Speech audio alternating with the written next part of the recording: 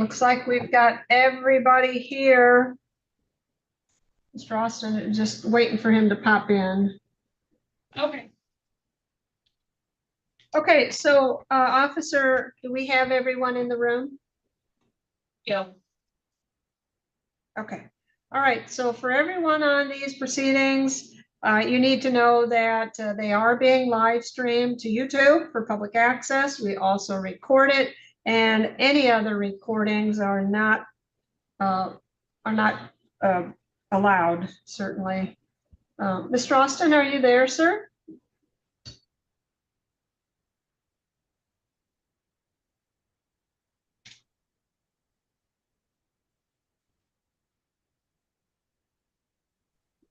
I'm working on it. If you'd like to. There we go. All right, good afternoon, sir. Good afternoon, Magistrate.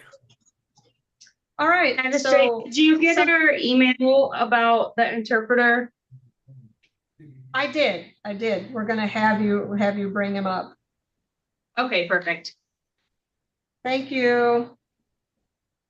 All right, so we're gonna start with Christopher King, please. Right now, I will do this today. I will send off an email today. I gotta be in front of Judge Stokes like 2 o'clock. We gotta put on a tie and everything. Yes.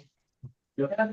Hello. All right, good afternoon, sir. Are you Christopher Dwayne King? Yes, ma'am, I am. All right, thank you. And your appearance, please, Mr. Austin. Yes, Magistrate, thank you and good afternoon. Jared Austin appearing today on behalf of Mr. King for the purpose of this hearing only. All right, thank you. Sir, this is file 25-02497FY. This is a complaint in the people of the state of Michigan versus Christopher Dwayne King. It is alleged that on or about August 17th, 2025, at 1221 West Lenawee, City of Lansing, Ingham County, Michigan. Count 1 alleges that you did carry a dangerous weapon, to wit, a Glock 17, concealed on or about your person, and whether concealed or otherwise, in a vehicle operated or occupied by said defendant, to wit, a black Yukon. Contrary to law, sir, that is a felony. Maximum penalty 5 years or $2,500 mandatory forfeiture of weapon or device. Count 2 alleges that you did make an assault upon Jordan Marie Hewlett with a dangerous weapon, to wit, a firearm, but without intending to commit the crime of murder or to inflict great bodily harm less than the crime of murder. That is also contrary to law, a felony, maximum 4 years and or $2,000. DNA to be taken upon arrest. A consecutive sentence may be imposed under Michigan law if the assault was committed in a place of confinement. Count 3 alleges that you did make an assault upon Elise Elaine Greer with a dangerous weapon, to wit, a wrench, but without intending to commit the crime of murder or to inflict great bodily harm less than the crime of murder. That is also contrary to law, a felony, maximum penalty 4 years and or $2,000. DNA to be taken upon arrest. A consecutive sentence may be imposed under Michigan law if the assault was committed in a place of confinement. Additionally, there is a count 4 alleging that you did make an assault or an assault and battery upon the following person, Jordan Marie Hewlett. Also contrary to law, that is a misdemeanor. Maximum penalty, sir, 93 days and or $500. A consecutive sentence may be imposed under Michigan law if the assault was committed in a place of confinement. So do you understand the 4 charges, sir, and the maximum penalties? Ma'am, I have a disability issue. I really don't. I don't understand it. I know that address is wrong. That address is my house address. No, sir. You don't want to talk. You don't want to talk about what happened or didn't happen. But you're All saying I that need address, to know. it's not. Yeah, that's not something that we're going to deal with today. We're not going to deal with that. That is something you want to talk to your attorney. All I'm asking you is the first charge, you are being charged with carrying a concealed weapon either on yourself or in a motor vehicle. You understand that? I do understand it was in the car, but Okay, it's my don't Well, don't mother. say- speak about the don't say- facts, Mr. King. I'm sorry, I told you I'm confused with this thing, sir. I'm sorry. Well, the second and the third charges are both assault with a dangerous weapon against Jordan Marie Hewlett and Elise Elaine Greer. I'm just asking you if you understand, not if you agree. Do you understand that? I don't understand I'm a slow learner in my mind, ma'am.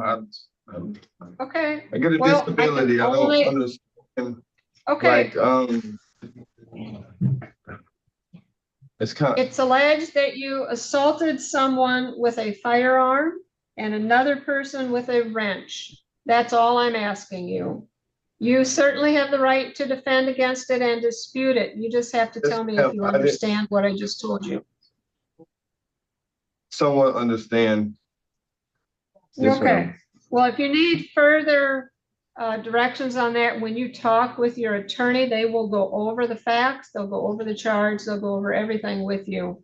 So the last one is an assault and battery charge on Jordan Marie Hewlett. That is the misdemeanor. That's the 93-day misdemeanor. Do you understand that? No, I don't, because none of this happened. Sir, again, Ma'am, I get that, but okay, you have the right, well, first of all, let me just tell you your rights, okay?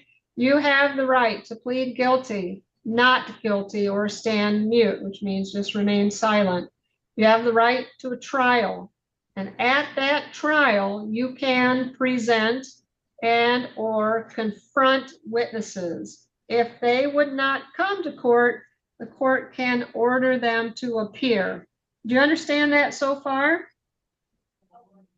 kinda, ma'am, kinda. Okay.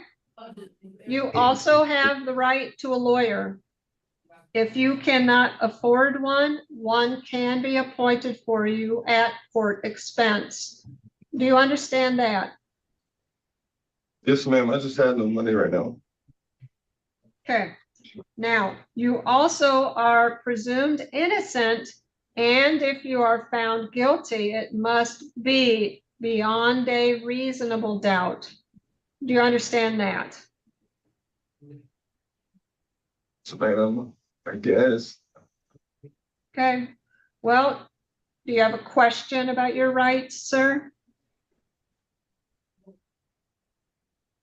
I'm confused on all this, because I don't know. Okay, Like I well, said, like when I I came said, in, you'll I be didn't able even know to. my charges. I didn't know nothing. Yeah, that's the way it works, sir.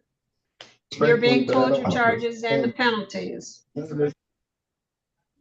Okay, now, is he applying for an attorney today, Mr. Austin? He is, Your Honor. Okay, so what we are doing, Mr. King, is we're setting two hearings for you.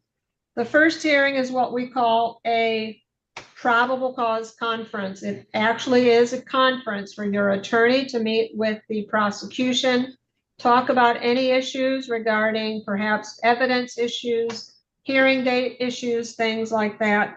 You have to be there, but you can appear remotely by Zoom.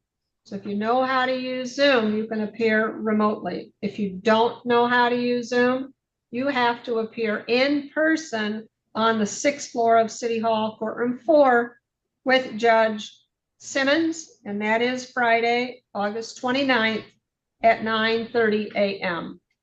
The second hearing is a preliminary exam, which is essentially a mini trial to determine two things. One, whether a crime was committed, and that's by the probable cause standard, which means more likely than not. And two, whether by probable cause you are the person who had committed that crime. Now, your attorney will go over that in greater detail as well. Do you have that notice to appear? Yes, ma'am. Okay, that bluish colored sheet, that is your Zoom instructions, so you don't want to lose that.